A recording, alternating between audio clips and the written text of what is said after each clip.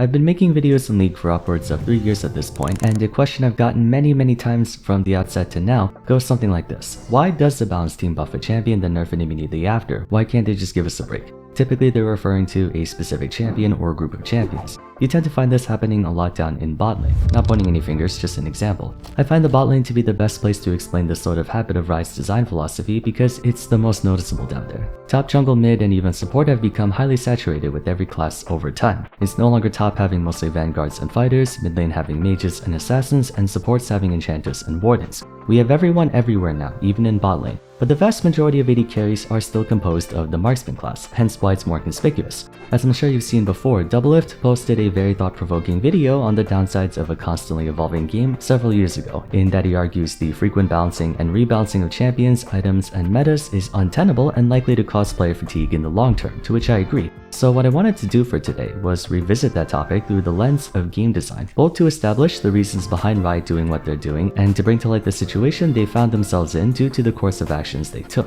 Before doing anything else, let's move the point of concern to the forefront. A measurable portion of the player base has spoken out against Riot for the past decade on their supposed inability to make up their mind. One day they decide to buff a champion, then bam, 2 weeks later they get axed off the face of the planet. It hurts even more when it's a champion you spent a lot of time on. Not every balance change is backpedaled on immediately, mind you, but you get the impression that whenever a champion gets buffed, within a month or two they are guaranteed to be nerfed and likely end up worse than they were before they got buffed. Common points you hear to back up why this is a bad thing usually entail that it invalidates the time and effort spent learning a champion. The average Diamond, Master, Grandmaster, and Challenger player in all actuality are only that rank on a certain champion or role. League is so complex and multilateral that it's unfeasible to excel in everything, hence why 9 out of every 10 players or more opt to specialize in a few champions and in a specific role, known as their main. Mastery over a champion demands a significant investment of time. At the risk of sounding cliche, even for a video game, yes, there is some semblance of the whole 1 kick 1000 times versus 1000 kicks 1 time.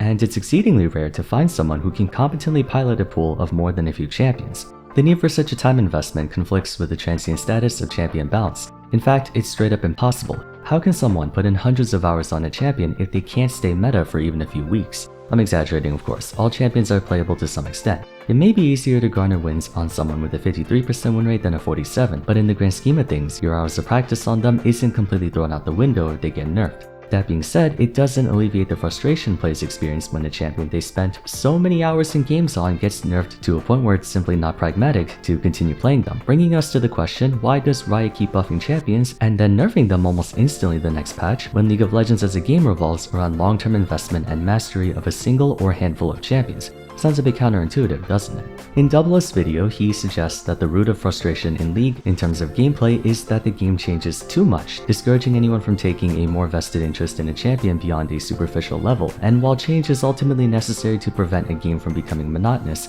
too much change can be jarring and disruptive to player experience, especially in competitive. In a complex environment like League, it takes time to explore and experiment on what is good, what isn't, etc. A champion may only have a passive 3 basic abilities and ultimate, but we have to consider their use cases for runes, items, team synergies, matchups, a whole bunch of factors hidden beneath the surface that can drastically affect a champion's performance. One of my favorite examples of this is Super Smash Bros. Melee, a game over 2 decades old whose meta is still being developed. Amsa is one of the best Melee players in the world and he plays Yoshi, a character widely viewed as one of the worst in the game during the early years. I remember talking to someone about this, and they tried to argue that Yoshi took 20 years to become quote-unquote good because he was a bad character. If Nintendo buffed him a little bit, Amsa wouldn't have had to put in as much effort to get to where he is now, which is a valid point. Just as the balance team nerfs champions, they also buffed them, rewarding players who put in the time and effort to learn a champion who initially may not have been that good but is now a very popular pick. And even if the champion gets nerfed, chances are they only lost a bit of damage, or have a slightly longer cooldown, but that doesn't change the fact the champion still retains a big portion of what they were known to do.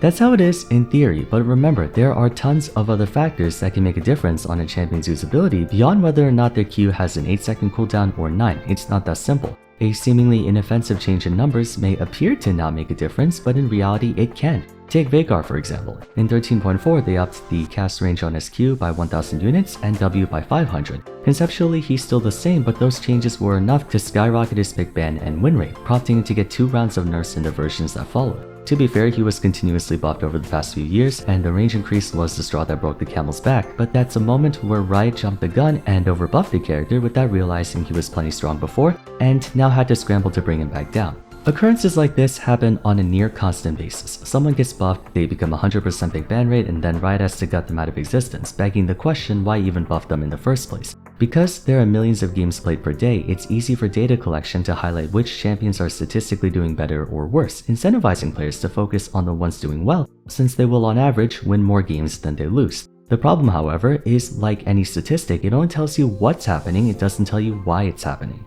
But with the prevalence of data sites like op.gg, u.gg, and whatnot showing you who's performing well and who isn't, players are likely to feed into that data, even though it doesn't show the whole picture. The reason I pointed out bot lane at the start of the video was that it illustrates this the best. At any given point in time, there's 3 or 4 marksmen who are doing better than everyone else. It could be Draven, Misfortune, Lucian, it could be Jinx, Caitlyn, Twitch, Kai'Sa, Xayah, Jhin, what have you. Players will see those champions perform well and use that to influence their thought process on who to play and who to ban. After all, why would you intentionally play a 48% win rate champion when you can play a 52, right? Even if you know how to play the 48% champion better than the 52, it doesn't feel good to play them, feels like you're shooting yourself in the foot.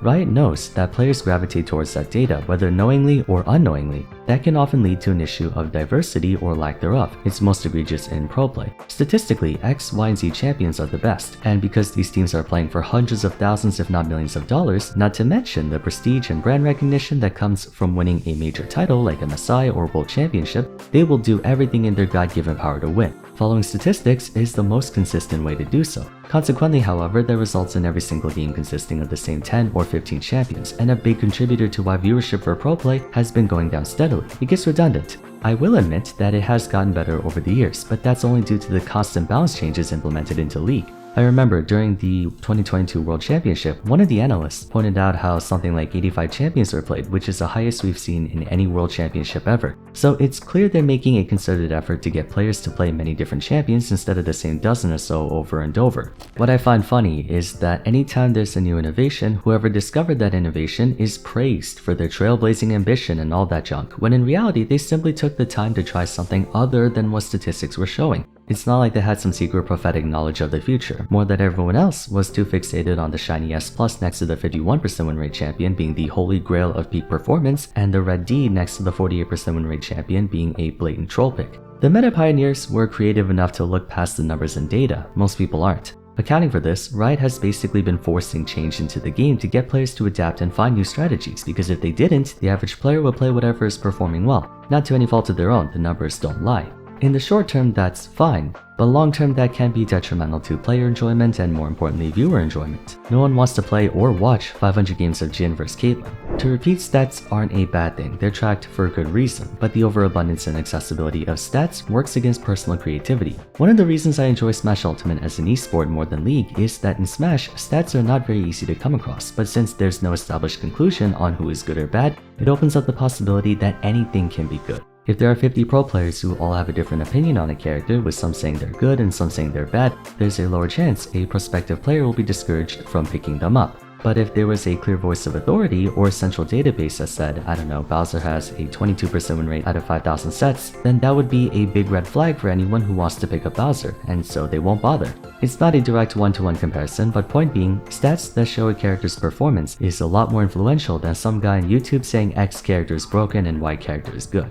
Riot's way of addressing this is to diminish the accuracy and equity of statistics through immediate buffs and nerfs to a champion. The way they're doing it is not the right way in my opinion, but it does explain their actions. League has a very curious problem. With the game now having over 160 champions, a lot of players get overwhelmed by decision fatigue, even high elo players. More and more people are relying on tier lists nowadays, as they themselves don't have the time nor care to check out each one individually to get a feel for who is doing well or not. By having too many champions to choose from, it actually makes it harder for players to choose for themselves. They don't want to make the wrong investment by maining a champion who sucks, so they rely on charts and data to guide them in the right direction, ultimately creating a feedback loop where a small number of champions get the lion's share of the player base, incentivizing more players to pick up that champion, which then leads to even more confirmation that the champion is optimal, aka meta, and the cycle repeats. But then that kind of blows back up in everyone's face when they start getting sick and tired of playing against the same champions every game.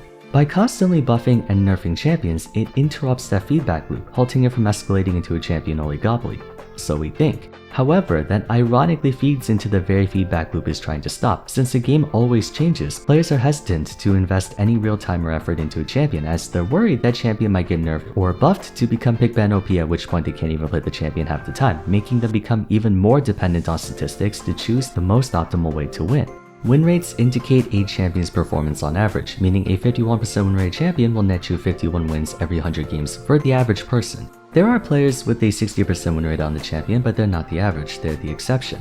In essence, by trying to prevent a diversity crisis, it led to a self-fulfilling prophecy. Riot was afraid of being too hands-off because they thought players would gravitate towards a champion and not venture out into uncharted territory that they forced unstable metas. But that instability inadvertently made players afraid to experiment and explore, as they would run the risk of all that effort being wasted, prompting them to just not even bother and stick to what works. The outcome is that players have grown exhausted, not from the lack of change, but from there being too much change. If you think about it, not having a meta is a meta in and of itself, and arguably the worst kind of meta. Recalling Doublelift's video one more time, he brought up an historic example in StarCraft where the player Bisu famously overthrew Savior in Protoss vs Zerg, which at that point was heavily in favor of the latter. Going back to Smash, Amsa took over the competitive scene with a purportedly bad character in the form of Yoshi. And even in League, there are tons of videos, most of which coming from the happiest of chime noises, highlighting players who fight against the meta and find success. Thing is, for there to be an off meta, there has to be a meta to begin with, and I think that's something Riot doesn't appreciate enough. Bisu wouldn't have been able to postulate a winning stratagem for Protoss vs Zerg if the matchup disparity didn't exist and for as long as it did. Same goes for League. If X champion is strong, players will eventually come up with a counter for it, because if they don't, no one will. I remember in Worlds 2016 when Zyre support was dominating, leading to Misfortune support to counter it. The thing about gamers is that we adapt and overcome. That's the reason competitive games are so popular. Yes, there is always the risk of a game becoming stale without intervention, but so long as there's motivation to play, that will inevitably give rise to a new meta.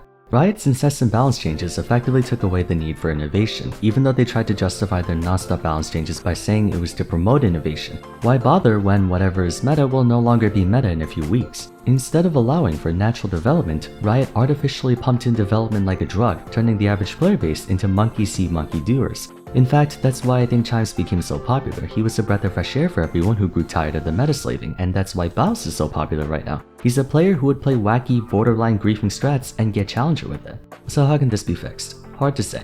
I feel like we've gotten so used to a new patch every 2 weeks that if Riot suddenly came out and said they're going to make a new patch every 2 months, players will interpret that as them giving up on the game. If they did a patch every quarter or so from the get-go, that would be fine, but we've been having bi-weekly patches for so long now that they've dug themselves into a hole. Personally, like Doublelift, I would like it if they did new patches every few months instead of every few weeks, so that we'll have the best of both worlds. A little bit of change here and there, but still give players time to adapt. But unfortunately, the damage is already done.